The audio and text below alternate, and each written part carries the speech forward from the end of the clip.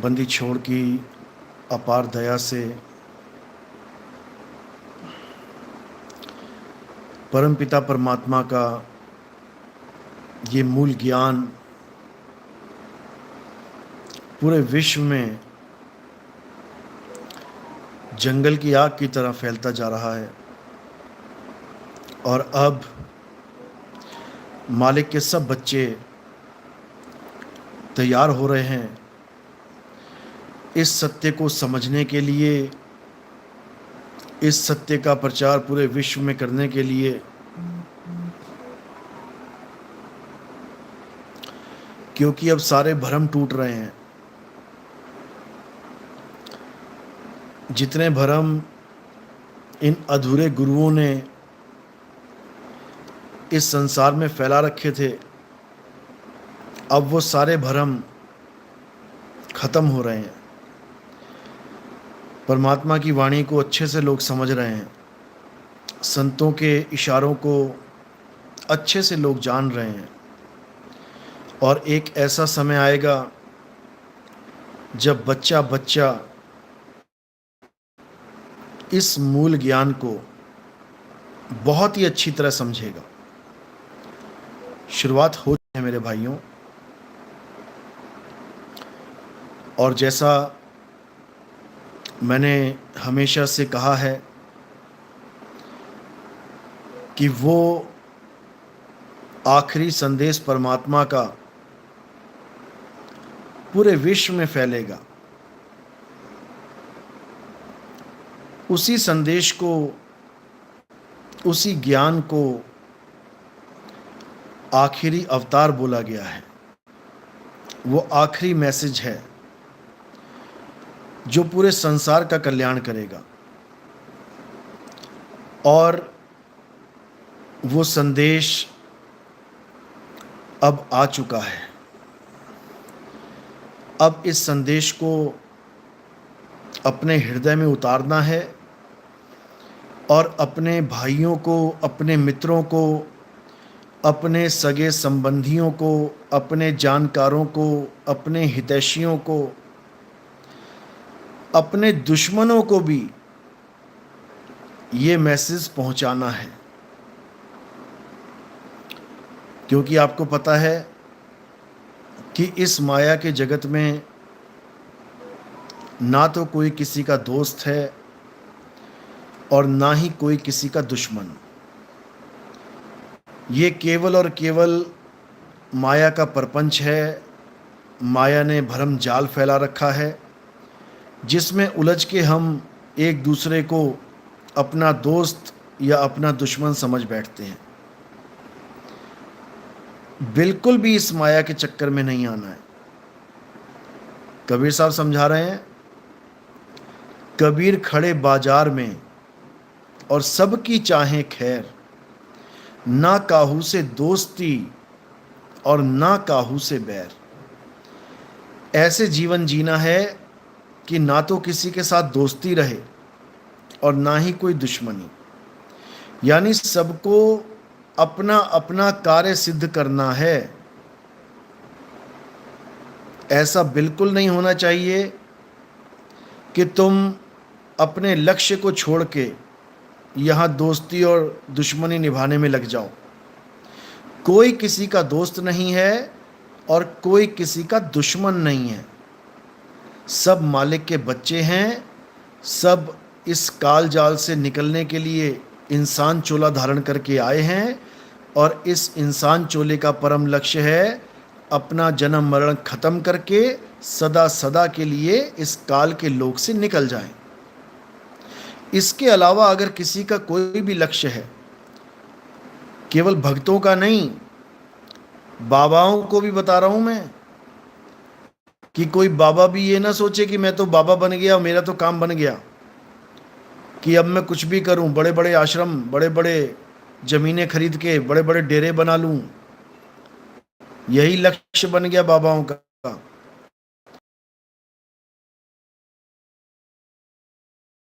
है किसी को नहीं छोड़ती। समझो, अब यहां से निकलने की तैयारी करनी है। बहुत जन्म बिता लिए, जन्म जन्म युगों युग बिता लिए यहाँ पे। अब इसको छोड़ने की तैयारी करो, अब यहाँ से निकलने की तैयारी करो मेरे भाई। और जो यहाँ से नहीं निकल पाया, फिर उसको माया क्या क्या नाच नचाएगी, तुम सोच भी नहीं सकते, सोच भी नहीं सकते तुम। कैसे कैसे कहाँ कहाँ जन्म लेने पड़ेंगे, तुम्हारी हालत खराब हो जाएगी। एक मेंढक को पूछो जो सांप के जबड़ों में फंसा होता है, कैसा लग रहा है भाई? एक हिरण को पूछो जो शेर के जबड़ों में फंसा होता है, कैसा लग रहा है भाई? एक बंदर को पूछो जो बेचारा पानी पीने जाता है और मगरमच्छ उसको दबोच लेता है, कैसा लग रहा है भाई? वो बताएगा कि कैसा लग रहा है। जो अभी इस संसार में आनंद आ रहा है, जो इस संसार में मजे ले रहे हैं, इस संसार को छोड़ने के लिए तैयार नहीं है, वो बार बार इसी संसार में धक्के खाएंगे। इसलिए कबीर साहब समझा रहे हैं कि रहना नहीं देश बेगाना है, संसार झाड़े और झाखड़, उलझ पुलझ मर जाना है। और कहें कबीर सुनो भाई, समझ लो, जो ठिकाने समझ लेगा, जो ठिकाने पे पहुंच जाएगा, वही ठीक होगा। कहते हैं ना, क्या हाल चाल है, सामने वो कहता है ठीक हूं, बताओ, ठिकाना मिला नहीं है, दर दर की ठोकरें खा रहा है और कह रहा है ठीक हूं। ठीक वो होता है जिसका ठिकाना मजबूत होता है, जिसको अपना ठिकाना मिल जाता है। आवाज आ रही है? वीडियो सही चल रही है? यस लिखो। अगर आवाज साफ आ रही है और वीडियो सही चल रही है तो यस लिखो।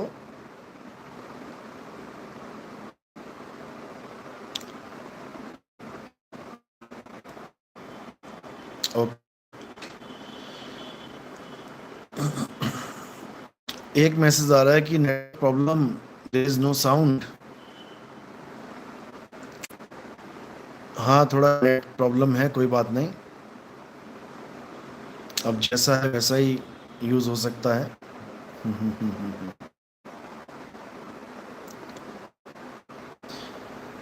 साहिब बंदगी सतनाम।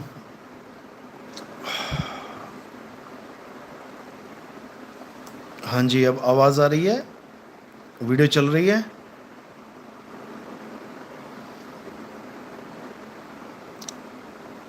जय सतनाम, जय सतनाम।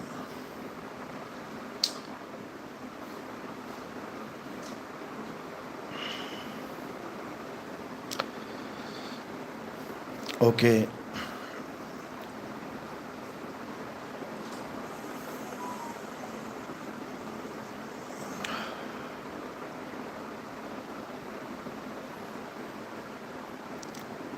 तो परमात्मा, अब मौका आ गया है परमात्मा को जानने का। अब वो आखिरी संदेश घर घर तक पहुंचाना है।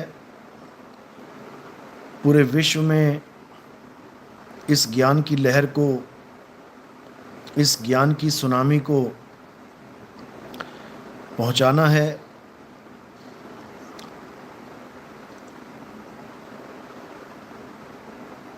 सतनाम साहिब बंदगी।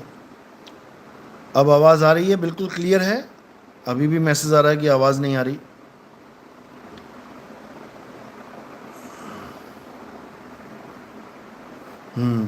ओके।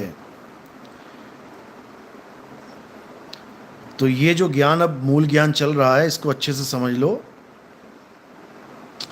मूल ज्ञान का मतलब क्या है? मूल ज्ञान का मतलब ये जंतर मंतर तंत्र, पूजा पाठ, हवन यज्ञ, ये गंगा स्नान, जमुना स्नान, या कोई समुद्र में स्नान, या कोई पर्वतों की, नदियों की परिक्रमा, ये सब मूल ज्ञान नहीं है। मूल ज्ञान क्या है? अपने सत्य स्वरूप को जानना ही मूल ज्ञान है। मूल ज्ञान तंत्र मंत्र विद्या पे आधारित नहीं है। मूल ज्ञान किसी मंत्रों का माला फेरने का नाम नहीं है। किसी भी 52 अक्षरों को जपने का नाम मूल ज्ञान नहीं है। मूल ज्ञान क्या है? मूल ज्ञान अपने शुद्ध चैतन्य निर्मल आत्म स्वरूप को जानना है, जीव स्वरूप को नहीं। क्योंकि कई लोग अनुभव ना होने के कारण, जो अनुभवी नहीं है, जो आत्मा और जीव में भेद नहीं जानते, जो संत बने बैठे हैं, बड़ी बड़ी बातें करते हैं, लेकिन ना तो उनको जीव की संज्ञा पता है और ना ही उनको आत्मा का ज्ञान है। वो जीव और आत्मा ये दोनों को एक ही समझ बैठते हैं। ये जीवन भर भी मेरा सत्संग सुनेंगे, ये तब भी नहीं समझ पाएंगे कि आखिर मैं कहना क्या चाह रहा हूं। जीव निर्मल अवस्था नहीं है और आत्मा शुद्ध अवस्था है। इसीलिए संतों ने आत्मा सो परमात्मा कह के भी बोला है। जीव सो परमात्मा नहीं बोला कभी। जीव सो परमात्मा कभी नहीं बोला है, लेकिन आत्मा सो परमात्मा बोला है। इसलिए आत्मा को कभी जीव मत समझना, गलती से भी। लेकिन जिनको अनुभव नहीं है ना आत्मा का ना जीव का, वो जहां जहां मैं बोलता हूं कि आत्मा को जानो, आत्मा को जानो, वो मूर्ख ये समझते हैं कि नितिन दास कहना चाह रहा है जीव को जानो, जीव को पहचानो। और बड़े बड़े अक्षरों में लिख के थंबनेल लगा के वीडियो बनाते हैं कि देखो नितिन दास जीव आत्मा को परमात्मा कह रहा है। अरे मूर्खों, ओ मूर्खों, तुम्हारे भेजे में जाने वाली नहीं है मेरी बात। तुम्हारी बुद्धि में, तुम्हारी अकल में ये बात कभी नहीं जाएगी जो मैं कहना चाह रहा हूं। समझो मैं क्या कहना चाह रहा हूं, उसको अच्छे से समझो। जो तुम्हारी बुद्धि में कीड़े घुस गए हैं, उन कीड़ों का इलाज अच्छे से कर देता हूं मैं आज। समझ लो जीव क्या होता है, समझ लो, और आत्मा क्या होती है उसको भी समझ लो। ऐसे ही मत चले जाना इस जीवन से बिना जीव और बिना आत्मा को जाने।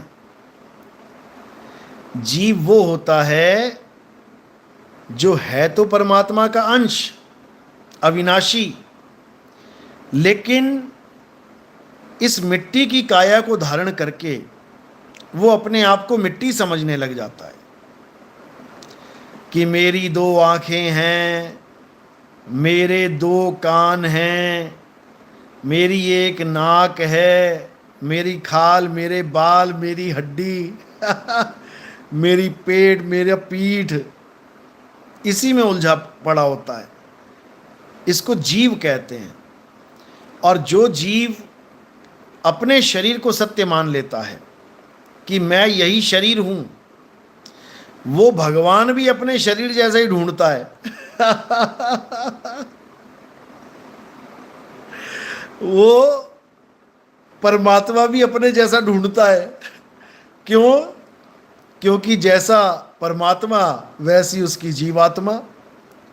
जैसे कुत्ते का बेटा कुत्ता होता है, हाथी का बेटा हाथी होता है, शेर का बेटा शेर होता है, गधे का बेटा गधा होता है। इसी प्रकार वो अपने आप को शरीर मान के सोचता है कि जब मैं शरीर हूं तो मेरा पिता भी शरीर ही होगा। बस बस इसी को समझना है। अगर ये समझ लिया तो समझो कल्याण हो जाएगा। क्योंकि कुछ संतों ने कैसा भरमा दिया लोगों को कि बाइबल में लिखा है परमात्मा ने अपने बच्चों को अपने जैसा बनाया। अब यहां लिखा है कि अपने जैसा बनाया, अब ये भेद है। ये ऐसा नहीं है कि परमात्मा ने अपने बच्चों को आदमी जैसा बनाया। तो कुत्ते किसको बनाया? तो बिल्ली किसको बनाया? तो हाथी घोड़ा किसको बनाया? पड़ोसी के बच्चों को। अरे सब परमात्मा के ही जीव हैं। तुम आदमी हो गए हो तो तुमने ये मान लिया कि परमात्मा ने हमें अपने जैसा बनाया, और कुत्ता सोच रहा होगा कि परमात्मा ने मुझे अपना जैसा बनाया। हमारा परमात्मा तो कुत्ते जैसा है, उसकी 2 आंख 2 कान और 1 पूंछ होनी चाहिए। वो अपने जैसा परमात्मा, अपने जैसा पिता ढूंढेगा। हाथी सोचेगा मेरे परमात्मा ने मुझे अपने जैसा बनाया, उस परमात्मा की 1 सूंड होनी चाहिए, 2 बड़े बड़े कान होने चाहिए और पीछे 1 पूंछ होनी चाहिए। हैं? नाली का कीड़ा सोचेगा परमात्मा नाली के कीड़े जैसा होता है। वो नाली में ढूंढेगा कि कहीं ना कहीं मेरा पिता मिल जाएगा नाली में, जैसे मैं बैठा हूं वैसे वही बैठा होगा। तो ऐसे लोग परमात्मा को अपने जैसा ही समझ लेते हैं। समझो, गरीबदास जी महाराज क्या समझा रहे हैं। जिस दिन गरीबदास जी महाराज की वाणियां इन मूर्खों के हाथ लग गई ना, इनके पैरों से जमीन निकल जाएगी। तो क्या कह रहे हैं गरीबदास जी महाराज? सबसे पहले तो साकार और निराकार इन दोनों का खंडन कर रहे हैं। समझ लो, क्योंकि कई लोग सवाल पूछते हैं, क्या कहते हैं कि परमात्मा साकार है कि निराकार है। अब समझना है इसको, बात को। कई लोग कहते हैं परमात्मा साकार है या निराकार है। तो इसका उत्तर समझ लो।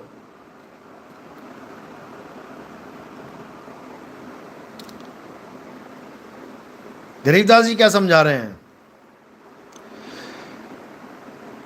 अब ये लाइनें आपने कई बार सुनी होंगी जो मैं बोलने जा रहा हूं।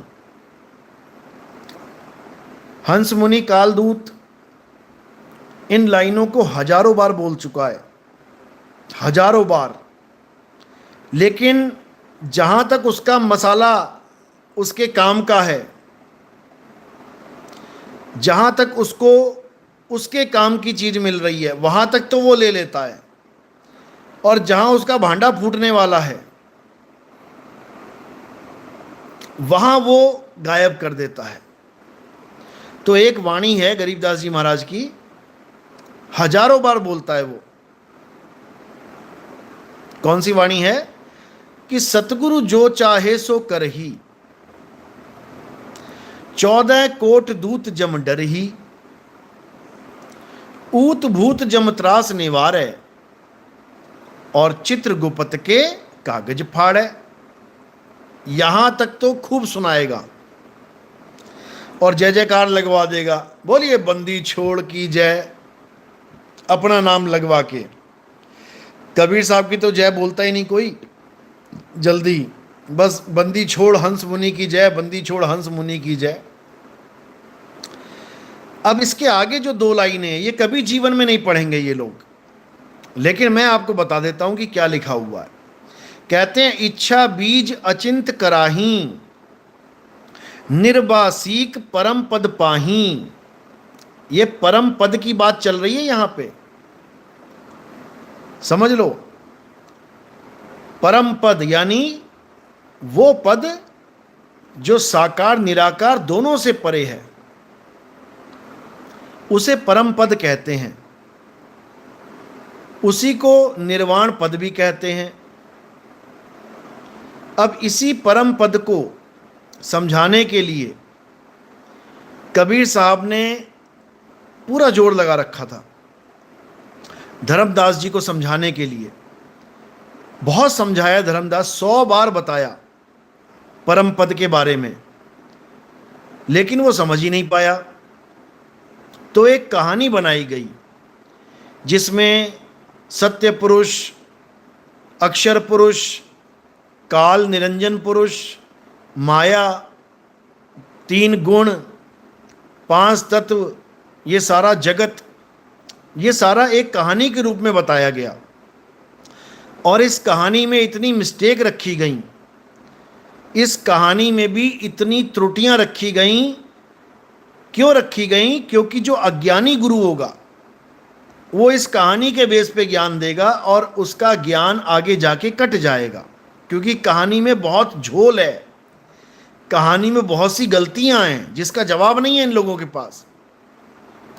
और जो असली गुरु होगा वो मूल ज्ञान बताएगा, वो कहानी कहानी नहीं सुनाएगा, वो कहानी को तत्व ज्ञान के द्वारा विश्लेषण कर देगा। तो यही जो वाणी है, सतगुरु जो चाहे सो करही, 14 कोट दूत जम डरही, ऊत भूत जम त्रास निवारै, चित्रगुप्त के कागज फाड़ै। इसके आगे क्या लिखा है? इच्छा बीज अचिंत कराही, निर्वासिक परम पद पाही। आगे कह रहे हैं निराकार आकार ना कोई, और जाका नाम परम पद सोई।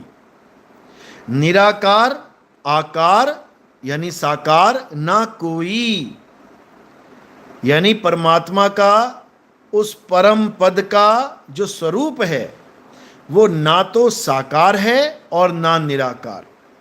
आप इसको अच्छे से देख सकते हैं, आप स्क्रीनशॉट भी ले सकते हैं।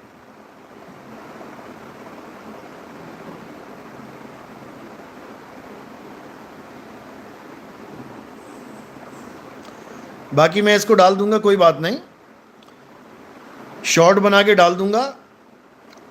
आप बड़े आराम से इसको समझ भी पाएंगे और इसको दिखा भी पाएंगे, इन काल दूतों को अच्छे से जवाब भी दे पाएंगे।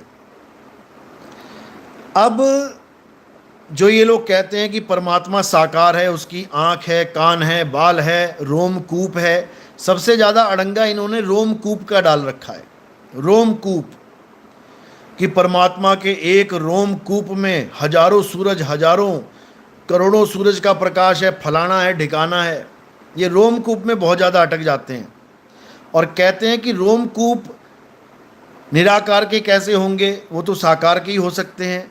तो भैया रोमकूप तो कुत्ते के भी हैं, बिल्ली के भी हैं, रोमकूप तो सूअर के भी हैं, केवल आदमी के कैसे हैं? फिर तो कैसा भी हो सकता है परमात्मा। अगर साकार में है तो कोई भी रूप हो सकता है उसका। तो ये मूर्ख हैं एक नंबर के। तो परमात्मा के बारे में गरीबदास जी ने क्या बोला है? कहते धन्य मौले मस्तान तू, कहते हैं हे मौला धन्य है तू मस्तान है, यानी मस्ती में रहता है, अपने आनंद में रहता है। जय जय जय आलेख, आलेख यानी जिसको लिखा नहीं जा सकता, जिसको लखा नहीं जा सकता। गरीब योह पद पिंगुल पैर बिन। अब कह रहे हैं ये पद, यानी पद की बात चल रही है, उसी पद की बात चल रही है जो परमात्मा का पद है। इस जीव को जिस निर्वाण पद में जाके विराजमान होना है, जिस पद को समझाने के लिए ये पूरी कहानी बनाई गई है कबीर सागर अनुराग सागर की। क्या कहते हैं? कहते हैं धर्मदास ये जग बौराना, और कोई न जाने पद निर्वाणा। देखो कितना क्लियर है, धर्मदास ये जग बौराना और कोई न जाने पद निर्वाणा। यही कारण मैं कथा पसारा, ये कथा मैंने पसारी है। ये काल भगवान, ये माया, ये तीन गुण, ये मेरी कथा है, मैंने ही पसारी है। यही कारण मैं कथा पसारा, और इन सब से कहिए राम ने आरा। यानी आज तक सारा संसार इन दो रामों को जानता था, या तो साकार राम या निराकार राम, या सरगुण राम या निर्गुण राम। जिस आचार्य की मैं क्लास लगाता रहता हूं, आप उसकी पुरानी वीडियोस उठा के देख लो, उसमें यही कहता नजर आता है। क्योंकि ये वेदों को मानने वाले हैं, वेद को मानने वाले निर्गुण निराकार तक सीमित हैं। वेदों को मानने वाले निर्गुण निराकार से आगे नहीं बढ़ सकते, इसको अच्छे से जान लो। और देवी देवताओं की पूजा करने वाले, शरीरों की पूजा करने वाले कभी साकार से आगे नहीं बढ़ सकते। तो निर्गुण और सरगुण, यही दो राम में सारा जगत उलझा पड़ा था। तो कबीर साहब ने क्या बोला कि इन सबसे कहिए राम ने आरा, कि हे धर्मदास, जो असली परमात्मा है, जो असली परम पद है, वो सरगुण निर्गुण दोनों से न्यारा, और जानेगा कोई जाननहारा। जैसे ही मैंने ये बोला तो ये नकली आचार्य 6 करोड़ सब्सक्राइबर लेके बैठा हुआ है। ये एकदम पलट गया। पहले साकार निराकार की महिमा गाता था, फिर जब राम मंदिर का उद्घाटन होने लगा तो इससे पूछा गया मंच पे कि आप राम को कैसे मानते हैं, क्या करके मानते हैं। इस आचार्य की वीडियो देख लेना। ये वेदों को मानने वाला, जो वेदों की महिमा गाता है, जो कहता है परमात्मा निराकार है, निर्गुण है, वो क्या बोल रहा है? कह रहा है निर्गुण सरगुण दोनों से न्यारा, और कहें कबीर सो राम हमारा। यानी हमारी नकल मार के इसने बोल तो दिया कि निर्गुण और सरगुण दोनों से न्यारा, केवल तालियां बजवाने के लिए। और खूब तालियां बजी हैं, खूब चीखा लोगों ने, बहुत जैसे बहुत बड़ा ज्ञान का सागर उतर आया हो। बहुत बड़ा गुप्त ज्ञान खुल गया हो संसार में, बड़ी तालियां मारी लोगों ने। थोड़े दिन बाद निकम्मा फिर वही बोलता नजर आ रहा है कि मैं 10 साल से समझा रहा हूं परमात्मा निर्गुण है, निर्गुण है, निराकार है, निराकार है, मूर्ख।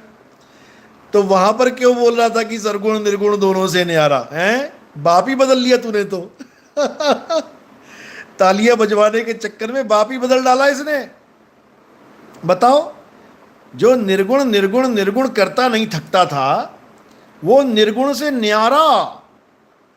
न्यारा का मतलब होता है निर्गुण भी नहीं। बताओ, ऐसे ही नकली आचार्यों ने बेड़ा गर्क किया हुआ है संसार का। अब नहीं कर पाएंगे।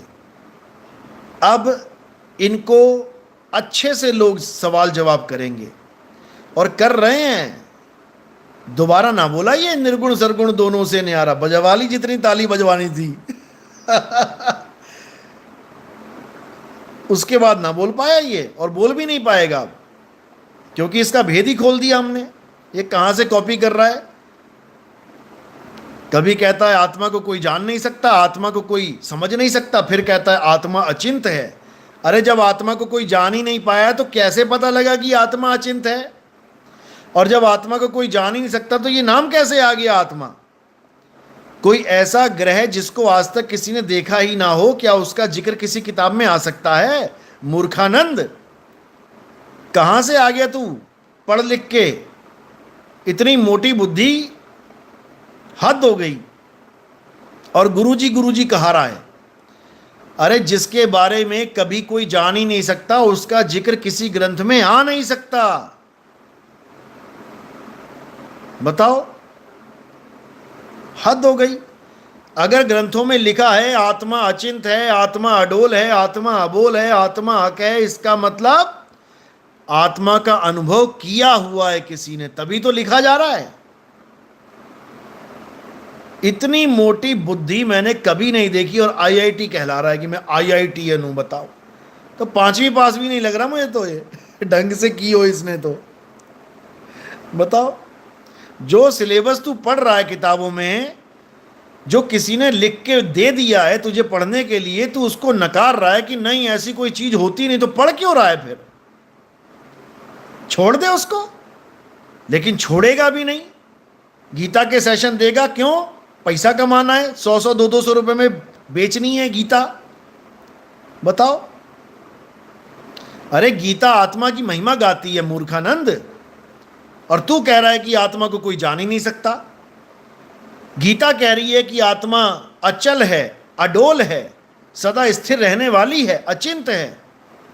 बताओ। और ये कह रहा है आत्मा नाम की कोई चीज होती ही नहीं है।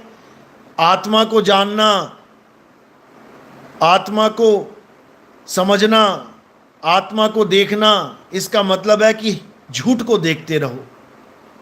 बताओ, शर्म आनी चाहिए ऐसे लोगों को। और क्या बोलूं मैं, गीता भी पढ़ा रहा है और कृष्ण जी कह भी रहे हैं कि इस दुनिया में अगर कुछ सत्य है तो वो आत्मा है। और ये मूर्खानंद कह रहा है कि अगर इस दुनिया में कुछ नहीं है तो वो आत्मा ही है जो नहीं है। अरे मूर्ख, आत्मा के अलावा कुछ नहीं है। ये तुझे दिख रहा है, सूरज चांद सितारे धरती आकाश पाताल, ये है नहीं यहां पे। निकम्मे,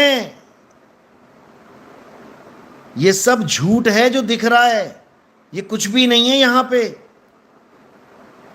जैसे सपने में कोई चला जाता है किसी जंगल के अंदर, तो वहां लगता है कि मैं जंगल में आ गया हूं, वहां जंगल है नहीं, भरम जाल है वो, माया जाल है वो, समझ ले। वहां कौन है? देखने वाला है वहां पे, और जो दिख रहा है वो कुछ नहीं है वहां पे, वो सब झूठ है, स्वप्न है, सपना है। उमा कहूं मैं अनुभव अपना, सत्य हरि भजन, यानी आत्मा का भजन ही सत्य है। जगत सब सपना, और ये जगत की टेंशन लेके बैठा है। मौसम बदल रहा है, गर्मी बढ़ रही है, एसी कम चलाओ, हैं? ये तेरा ज्ञान है, ये तेरा ज्ञान है। भैंसों का दूध मत पियो, तो कुतिया का दूध पिएंगे क्या? बताओ, है? गाय का दूध मत पियो, खुद सारी उम्र पी पी के भैंस बन गया है।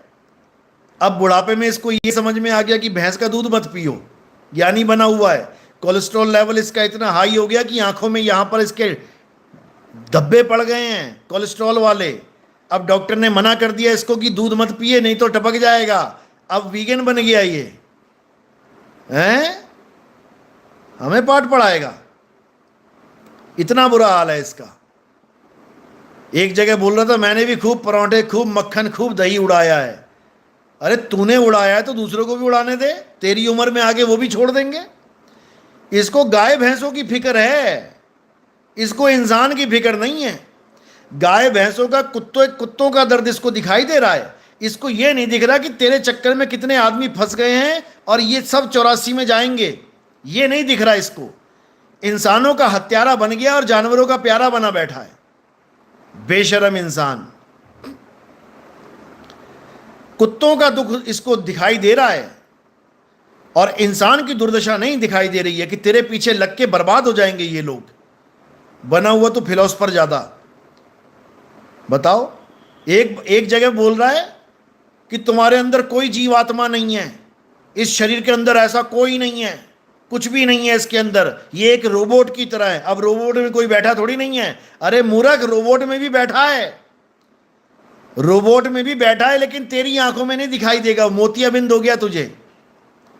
रोबोट में कौन है? रोबोट में वो एनर्जी है जो रोबोट को चला रही है। वो एनर्जी ही रोबोट को धारण करके बैठी है। मोबाइल को कौन चला रहा है? बैटरी की एनर्जी। बैटरी हटा दो, चल के दिखाए। तो जैसे एनर्जी चला रही है, ऐसे ही इस बॉडी को जीवात्मा चला रही है। ये जीवात्मा हर प्रकार के शरीर को धारण करके बैठी है। कुत्ते में जीव है, बिल्ली में जीव है, हाथी में जीव है, गधे में जीव है, सूअर में जीव है। उसी की वजह से ये चल रहे हैं। और जब ये जीवात्मा निकल जाती है तो वो शरीर पड़ा रह जाता है, निर्जीव कहलाता है। निर्जीव यानी अब इसमें जीव नहीं है।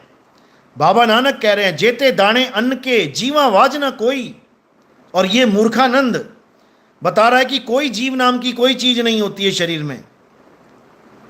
इतना बुद्धि भ्रष्ट हो चुकी है इसकी, और गुरु जी बना बैठा हुआ है, कबीर साहब की वाणियां खोलने की कोशिश कर रहा है। बताओ, टायर पंचर लगाने वाला हवाई जहाज का इंजन खोलना चाहता है। बताओ, हद कर दी इसने। तो गरीबदास जी क्या समझा रहे हैं कि परमात्मा ना साकार है ना निराकार है। तो परमात्मा का स्वरूप क्या है यह भी बता रहे हैं। कह रहे हैं, गरीब पुरुष कबीर ने देह धरा नहीं कोय, शब्द स्वरूपी रूप है और घट घट बोले सोए। अब उनका क्या स्वरूप है? परमात्मा का शब्द स्वरूप है। इसी शब्द को बाबा नानक ने कहा, शब्द गुरु सुरत धुन चेला। यानी परमात्मा का स्वरूप क्या है? शब्द स्वरूप है। और उसका चेला कौन है? सुरत रूप है। सुरत यानी जीव। ये सुरत ही जीव बना बैठा है। अब इस सुरत को क्या करना है? सुरत समाए शब्द में और वाह को काल ना खाए। बस इतना सा काम है। ये सुरत अपने शब्द गुरु में लीन हो जाए तो इसका कल्याण हो जाएगा। लेकिन इन अज्ञानियों ने इस सुरत को मंत्रों में फंसा डाला। और कबीर साहब कह रहे हैं, नाम है जप में, नाम है तप में, ना एकांत निवास में। यानी किसी भी जप तप पूजा पाठ व्रत, इसमें सुरत को नहीं उलझाना है। कारण क्या है? क्योंकि ये सब संसार का अंग हैं।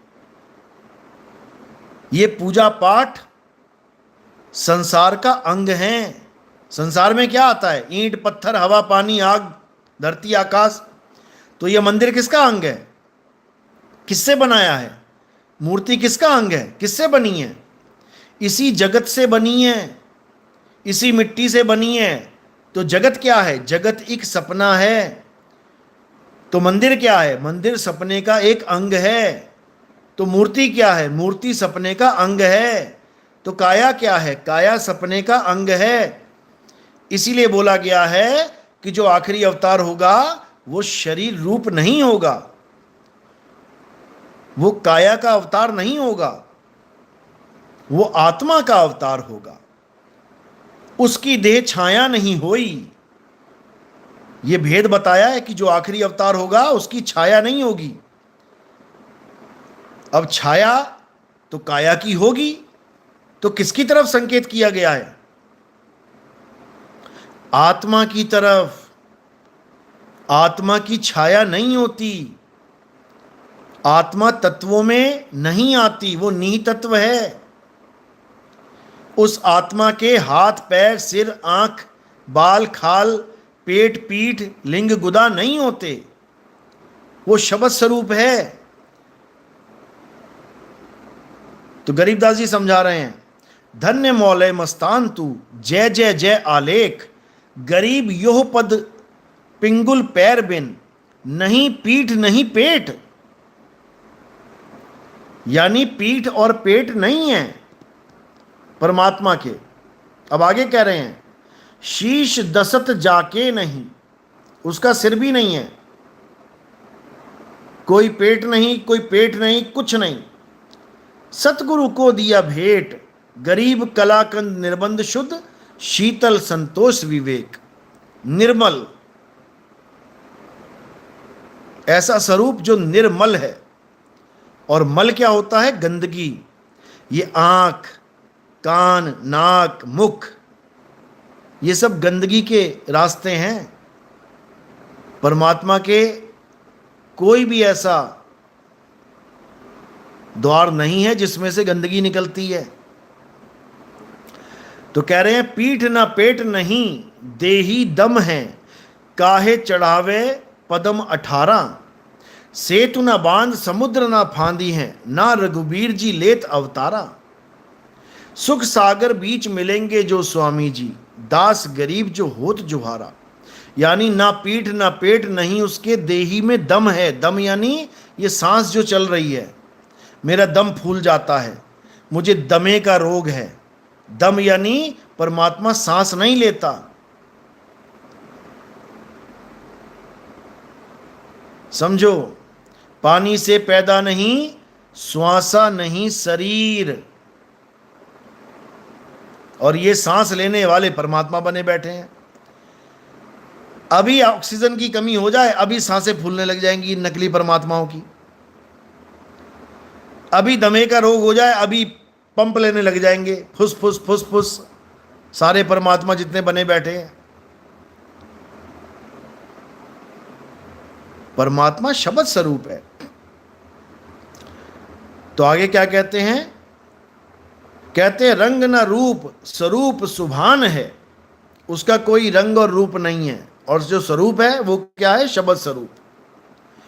कहते नाद न बिंद नहीं घाट सीना, दास गरीब दरस अरस का, मिहिर दया करी हम को दीना। यानी उसका कोई रंग रूप नहीं है, वो अखंड नाद अखंड स्वरूप है। समझो। फिर कह रहे हैं, कहते हैं सकल सिंधु भरपूर सुनो राई झूम करा, आगा पीछा है नहीं। यानी परमात्मा का कोई आगा और पीछा नहीं है।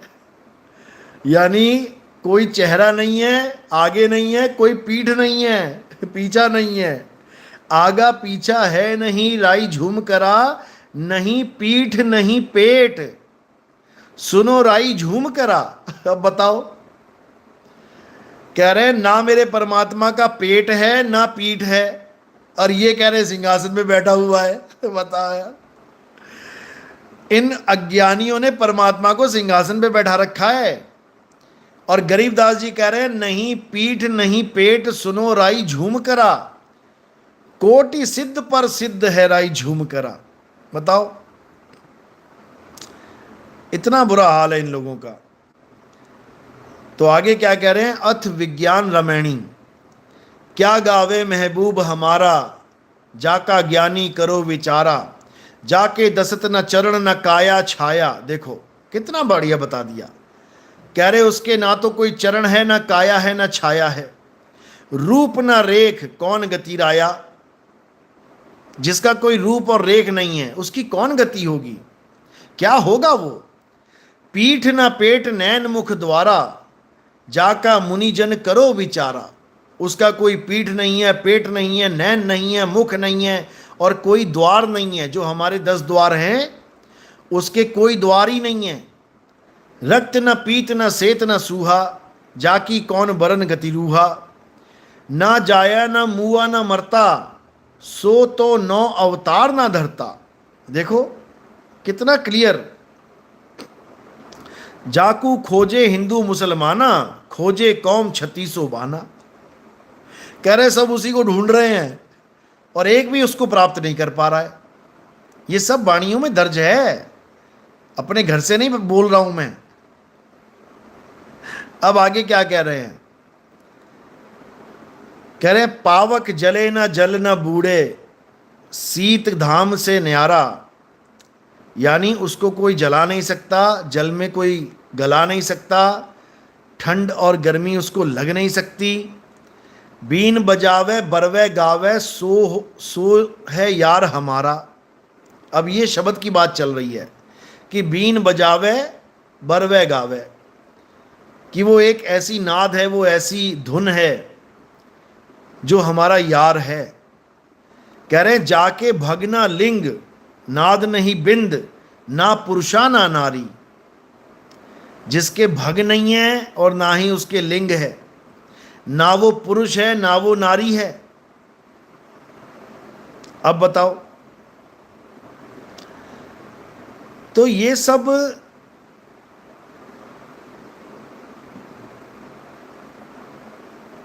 लिखा हुआ है।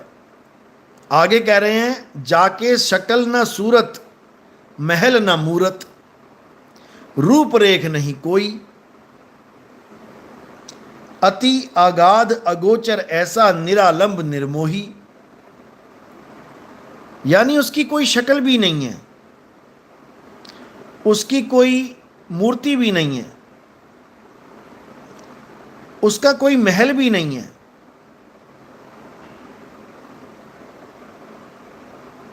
समझो, तो ये सब इन अज्ञानियों के समझ में नहीं आएगी, क्योंकि इन्होंने केवल अपने मतलब की वाणी लेनी है।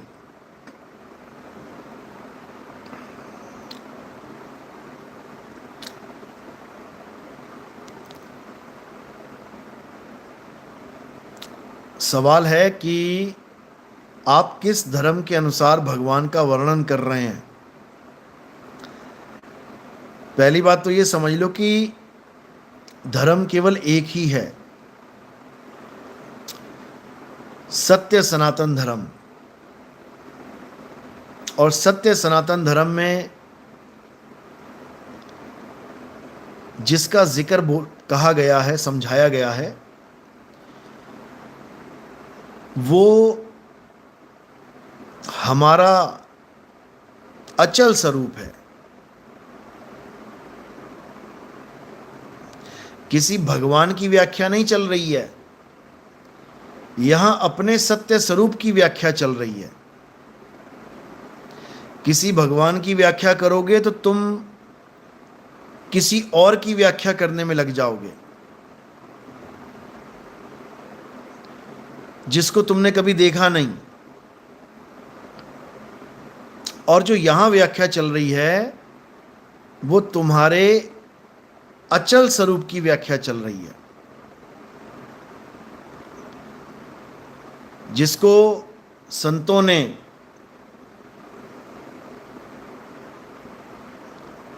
अनुभव करके ग्रंथों में भेदवाणी के रूप में, भेदवाणी यानी एक ऐसी वाणी जो अज्ञानी पढ़ेगा तो उसे समझ में ही नहीं आएगी, और अनुभवी पढ़ेगा तो उसको एक एक बात समझ में आएगी। इसीलिए जितने भी संत, जिन्होंने भी वाणी लिखी है, पहले उनको परमात्मा का अनुभव हुआ है, पहले उनको अनुभव प्राप्त हुआ है, उसके बाद उन्होंने वाणी लिखी है। और जो उन्होंने वाणी लिखी है, अनुभव वाणी, वो वाणी केवल उसी को समझ में आ सकती है जिसने उस शब्द का अनुभव किया है। वो तो समझ जाएगा कि ये वाणी में ऐसा क्यों बोला है, ऐसा क्यों लिखा है। लेकिन जो अज्ञानी जीव है, जितने ये अज्ञानी गुरुजी बने बैठे हैं, जो बिना अनुभव के गुरुजी बने बैठे हैं, ये सब उसको पढ़ के भी नहीं समझ सकते। इनके बस की बात नहीं है कि समझ लें, क्योंकि अनुभव नहीं है और दुकान लगा ली। इसलिए साहिब ने बोला ना, अनुभव ज्ञान बिना सब झूठा, झूठी हाट लगाई। तुम कितने ही फॉलोअर बढ़ा लो, तुम 6 करोड़ छोड़ो, तुम 60 करोड़ 600 करोड़ बना लो, उससे क्या हो जाएगा? एक दिन शरीर छोड़ के नाली का कीड़ा बन जाएगा, घूमता रहे नाली में, और नाली के कीड़े मिलेंगे, कहते रहना भैया पिछले जन्म में 600 करोड़ लोग मेरा फॉलोअर था। वो कहेगा ठीक है, अब गू खा, यही खाने को मिलेगा, भले तेरे 600 करोड़ फॉलोअर हो। समझे? यानी कुछ भी कर लो, तुम्हें 84 में जाना पड़ेगा। नाली का कीड़ा क्या खाएगा?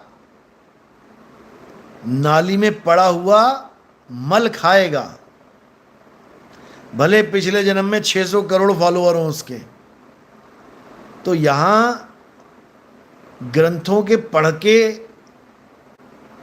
को पढ़ के उनको समझाने के ठेके लेके बैठे हैं जो गुरु लोग, उनकी बात नहीं की कबीर साहब ने कि गुरु को कीजिए दंडवत, कि मुझे वेदांत का ज्ञान हो गया, मुझे शास्त्रों का ज्ञान हो गया, मैं इतना ज्ञानी हो गया, मैं गीता तो रट के बता सकता हूँ, एक एक श्लोक संस्कृत में बोल सकता हूँ।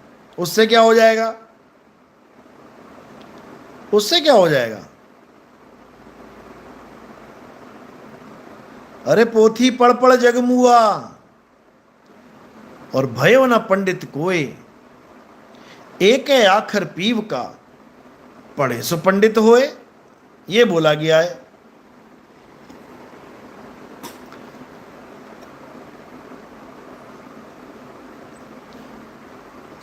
तो भाई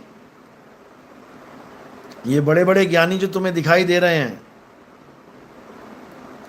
ये सब धराशायी हो जाएंगे जब काल का खेल शुरू होगा। ये सब रोते गिड़गिड़ाते दिखाई देंगे, क्योंकि इनको पता ही नहीं होगा अब करें तो करें क्या। जो कबीर साहब समझा रहे हैं वो नहीं समझ में आ रहा है इनके।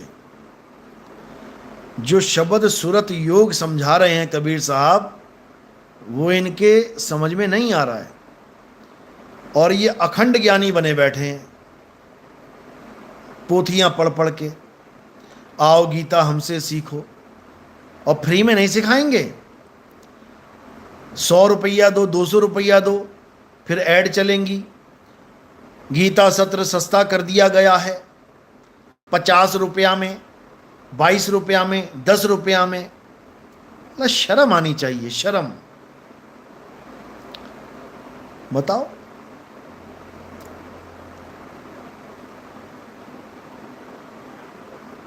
और वो भी गलत ज्ञान दे के। 100 रुपए में भी गलत ज्ञान दे रहा है। 100 रुपए लेके भी सड़ा हुआ टमाटर खिला रहा है।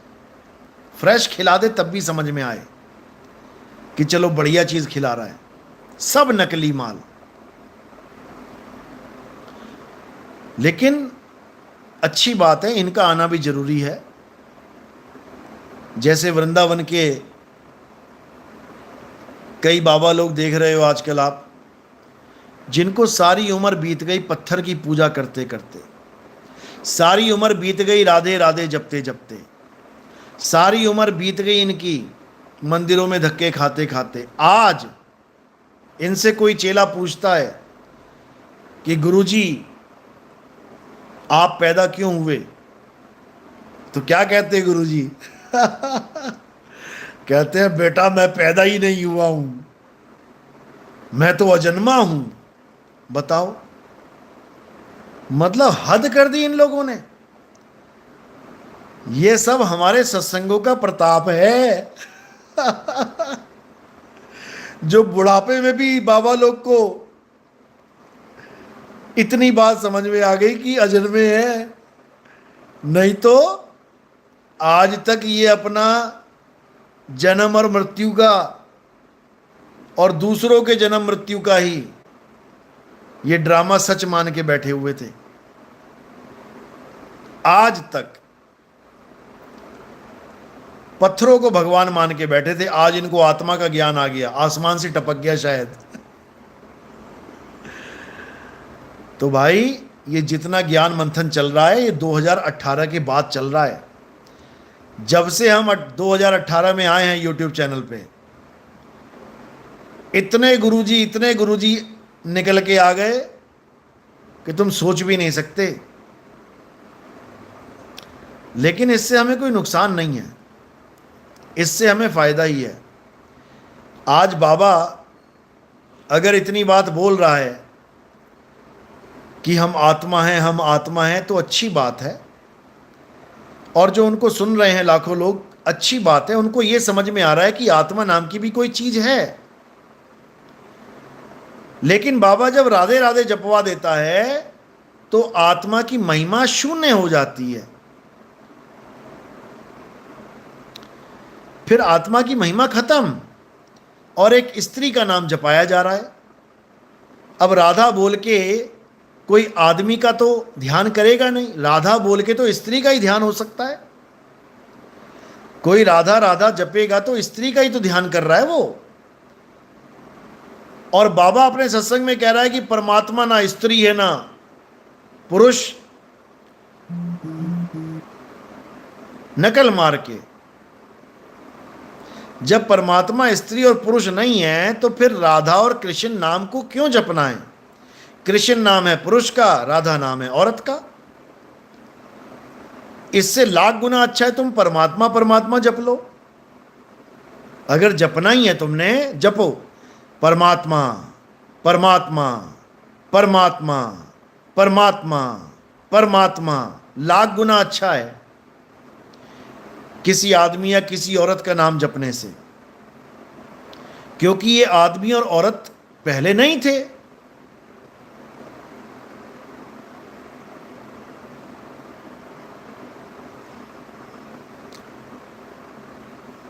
भाई त्रेता युग में ना कृष्ण जी थे ना राधा जी थी, ना ही उनके नाम थे। द्वापर युग में आए हैं।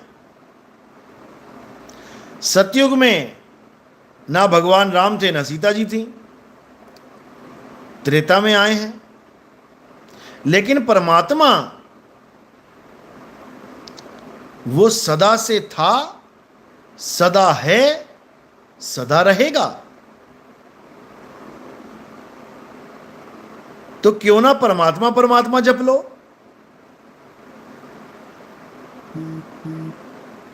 और जिसकी महिमा भी गा रहे हैं सब, परम पिता परमात्मा। परम पिता यानी सबका पिता, उसका कोई पिता नहीं है आगे, ना उसकी कोई ना मां ना उसका कोई पिता, उसको कहते परम पिता।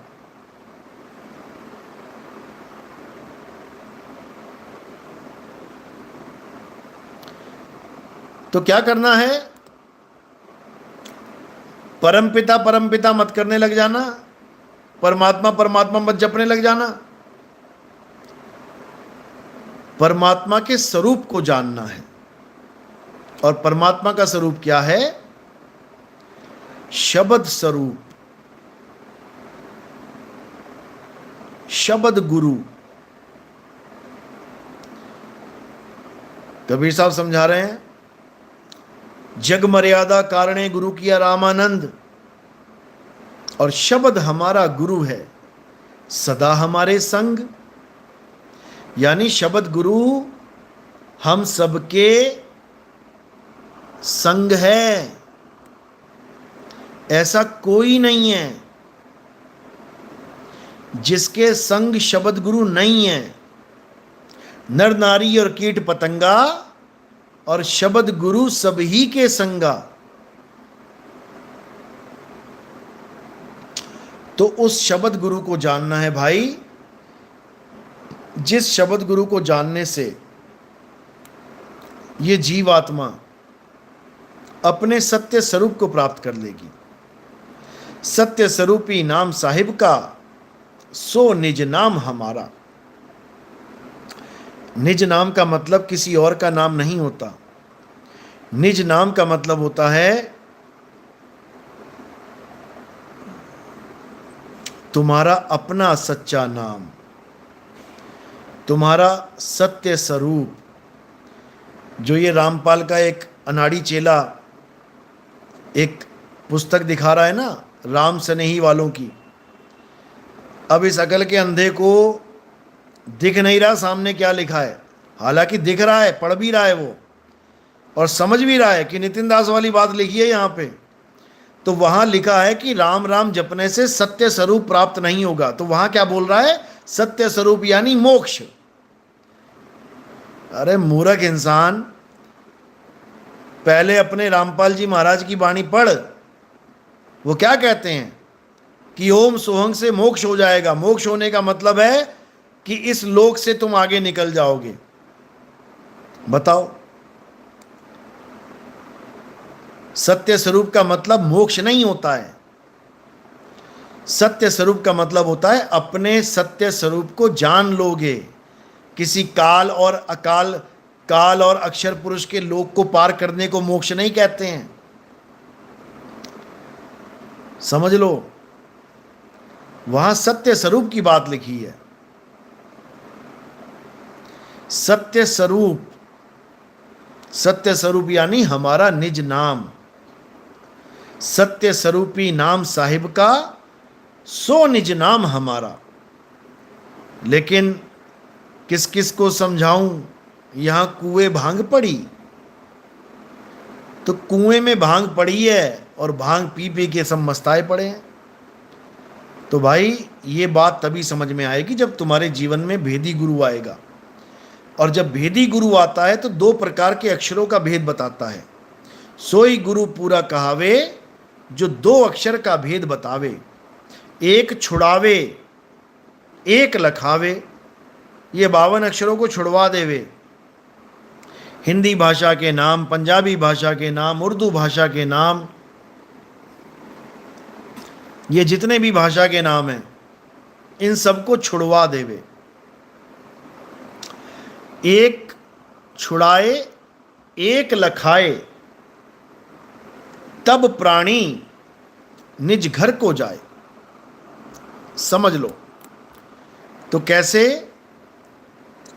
52 अक्षर को छुड़वाए और आदि अक्षर को लखाए, तब ये सब समझ में आ जाएगा जो मैं बता रहा हूं।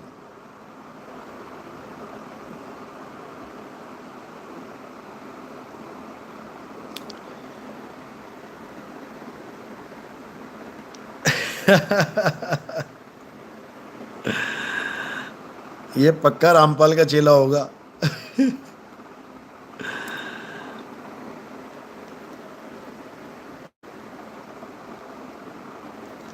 तो भाई आत्मज्ञान का उजियाला। गुरुजी आज एक रामपाल जी का चेला बोल रहा था कि 25 तारीख को रामपाल जी बता देंगे। क्या बता देंगे भाई? कि शरीर कब छोड़ेंगे और कहाँ जन्म लेंगे और किसके घर लेंगे। वाह भाई वाह। बताओ। ये सब ड्रामेबाजी है, छोड़ो इसको। अपने मतलब से, अपने काम से काम रखो। ये सब संसार है, जगत है, कुछ ना कुछ होता रहता है यहाँ पे। चलो कोई बात नहीं।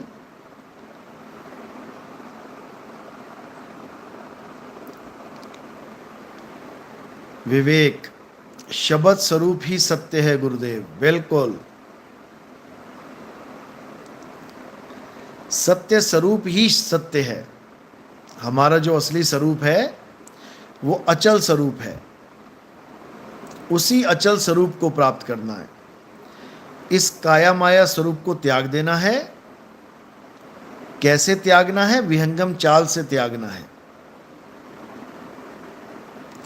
विहंगम चाल ये पूर्ण संतों की चाल है।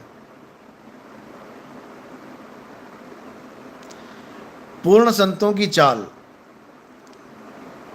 जिसको कहा है सतगुरु के लक्षण कहूं अचल विहंगम चाल। विहंगम चाल में खासियत क्या होती है समझ लो। 4 प्रकार की चालें होती हैं। एक चींटी की चाल,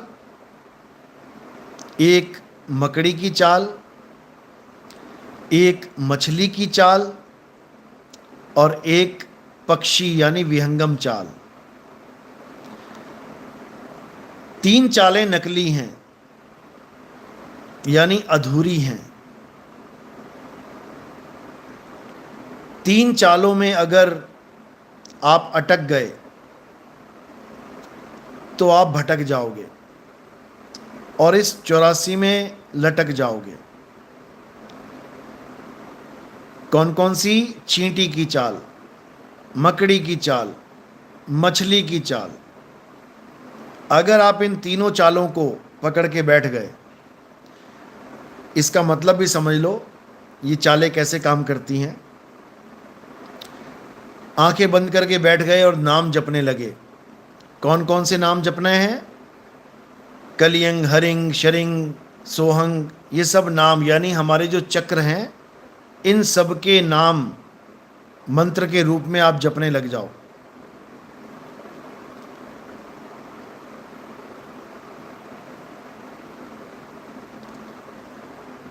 आप चींटी की चाल से इस काया में ही उठने लग जाओगे। पहले मूल चक्र पे जाओगे, जिसको गणेश जी का लोक कहते हैं। फिर स्वाद चक्र पे जाओगे, स्वादिष्ठान पे, जिसको ब्रह्मा जी का लोक कहते हैं। फिर विष्णु जी के लोक में जाओगे, नाभि स्थल पे। उसके बाद हृदय चक्र पे जाओगे, जहाँ शंकर जी का वास है। फिर कंठ चक्र पे जाओगे, जहाँ आदि माया का वास है। और फिर त्रिकुटी पे आ जाओगे, जहाँ काल भगवान का वास है, जहाँ निराकार ज्योति स्वरूपी मन का वास है। तो ये है चींटी की चाल। कुकर समान भोकत फिरे और सुनी सुनाई बात। अभी थोड़े दिनों में तुम्हें वृंदावन से आवाज आने लग जाएगी या ये निकम्माचार्य बोलने लग जाएगा रास्ते में कहीं किसी वीडियो में कि वो आत्मा, वो तो चुंबक रूप है थोड़े दिनों में देख लेना ना, चुंबक चुंबक कहने लग गए सारे थोड़े दिनों में, क्योंकि ये सब नकली माल बेचने में लगे हुए हैं। सुनी सुनाई बात, 52 अक्षरों की बरसात करने में लगे पड़े हैं और अनुभव ज्ञान शून्य है, शून्य है। तो मेरे भाई, अनुभव ज्ञान में जीना सीखो, अनुभव ज्ञान को समझो। चलो, तो आज का सत्संग यहीं समाप्त करते हैं। साहिब बंदगी सतनाम। सबका मंगल हो, सबका भला हो। जय बंदी छोड़ की, जय सतनाम।